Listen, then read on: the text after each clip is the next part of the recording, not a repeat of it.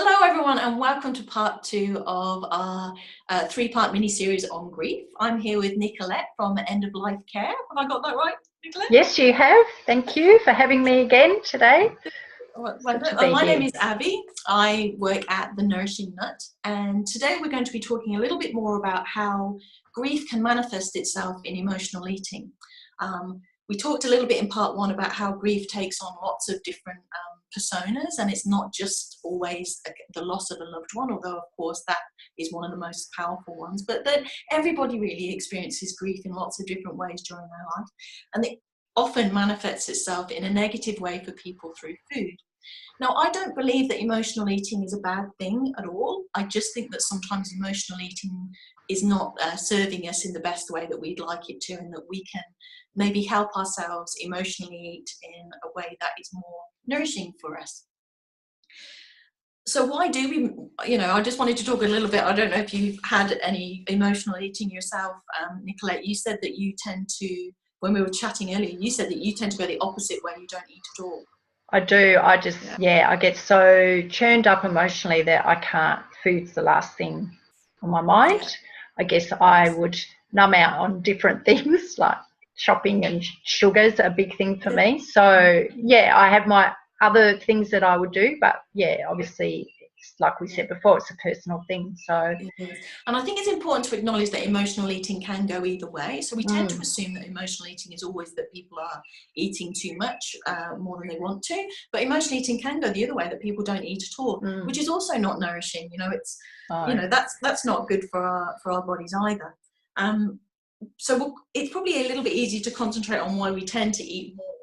Obviously, the reason you don't eat, if people don't eat, it's because they feel like it will make them feel sick, like they almost can't cope.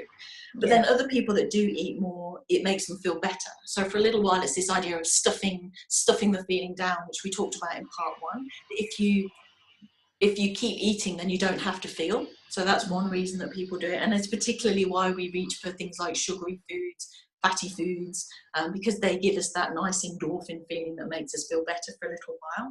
We also, as humans, are very good at rationalizing why we're doing things, and in that state of sadness and that grief brings, in whatever role it's bringing, we feel like we deserve it. We want something that makes us feel good in that day. So that's another thing that comes up. In grief, you can also feel like nothing matters. So you feel that sad, and then you're in that much pain that you feel like it doesn't matter what you do.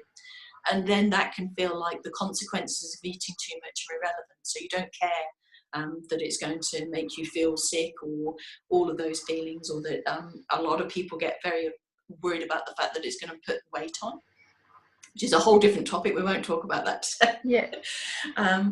Also, people can't be bothered to cook. Like, there's lots of reasons why, people are reaching for snacks and things, because you just can't be bothered to do anything.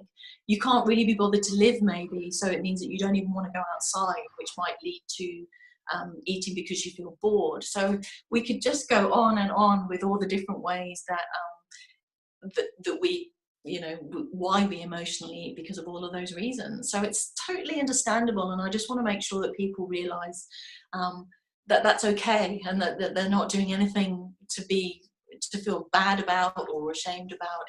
It's perfectly normal to act that way around food.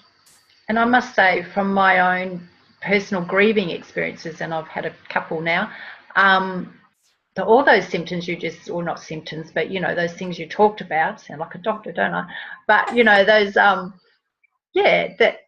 that feeling of can't be bothered. That's why I wouldn't eat, because I just couldn't be bothered, or not being bothered to cook, or not feeling that not wanting to live almost, or that hopelessness. You're not driven to do the things that you normally want to do, or to look after your health, or to self-care, or to get enough. It goes across the board. Sleeping, eating, all those good things that we should do for ourselves tend to go out the window. So it makes sense that people would be not eating normally, or whatever. So they're definitely part of that process. And I guess it's when that lingers on, that can be perhaps when it becomes an issue.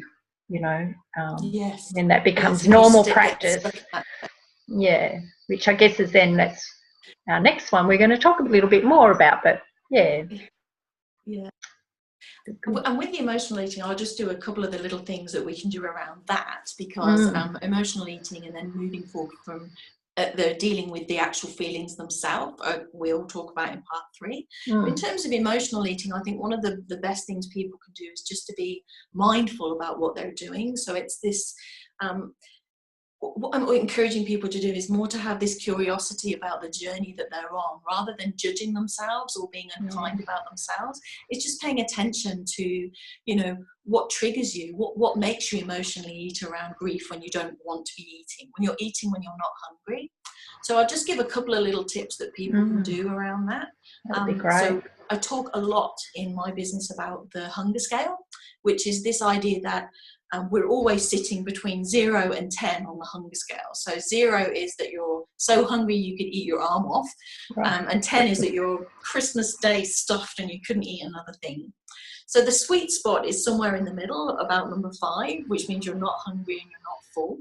And it's a really good practice just before you start to eat, to maybe just have a bit of a think, just to check in with yourself to see where you are on that scale. Am I hungry? Or, you know, am I a 4? Could I do with a little bit of food?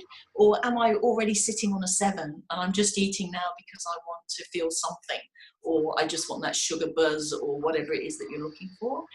And managing your hunger a little bit in that way. And of course, during grief, there'll be moments when you don't care, and that's fine. But as grief goes on, there'll be moments when you can care, and that you do kind of need to pay attention a little bit to why you're eating.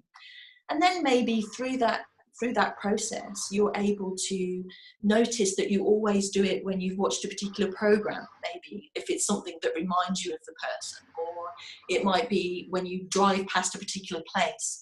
So it's kind of finding what triggers that feeling, and then maybe dealing then with the feelings, which we'll talk about in part 3. But by identifying triggers with emotional eating, you're in a much better position to decide, yes, I want to go ahead with eating now, or no, I really don't want to. There are other things that could serve me better in this particular moment. So it's a really individual journey. There's no right or wrong. There's no length of time. There's no anything to say that this is what you should be doing. It's just tuning in to yourself, and dealing with what you are able to deal with in any given moment.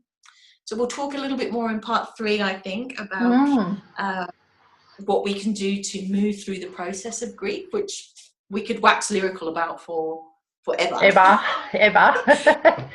So hard to keep our little things short here, but yeah, we'll talk a little bit more about things people can do to help them move through grief. Great, thank you for the tips today. They were great. I really liked those. Good tips. No worries. For well, people. Thanks for that. We'll see you in part 3. Part 3. Bye.